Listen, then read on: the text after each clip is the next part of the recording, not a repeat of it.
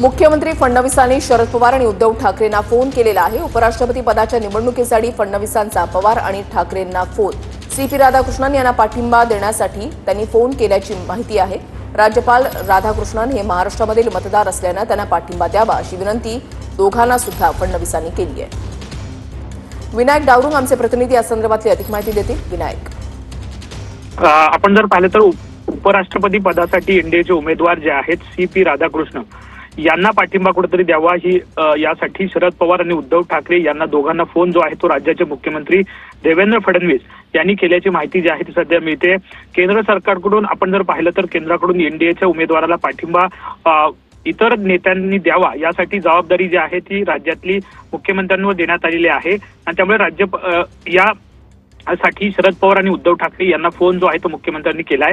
राज्यपाल राधाकृष्णन हे महाराष्ट्रातील मतदार असल्याने त्यांना पाठिंबा द्या अशी विनंती जी आहे ती दोघांना मुख्यमंत्र्यांनी केल्याची माहिती जी आहे ती मिळतेय। ज्या पद्धतीनं आपल्याच राज्यातला जो एक मतदार होते ते आता देशाच्या वरिष्ठ पदावरती जात आहेत, त्यामुळे कुठेतरी त्यांना पाठिंबा द्यावा ही विनंती जी आहे ती मुख्यमंत्र्यांनी फोनद्वारे शरद पवार आणि उद्धव ठाकरे यांना केलेली आहे।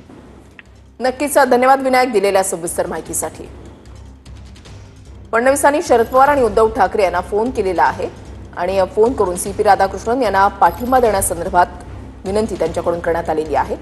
सीपी राधाकृष्णन हे एनडीएचे उपराष्ट्रपती पदाचे उमेदवार आहेत। सूत्रांकडून माहिती मिळते की मुख्यमंत्री फडणवीसांनी शरद पवार आणि उद्धव ठाकरेंना फोन केला।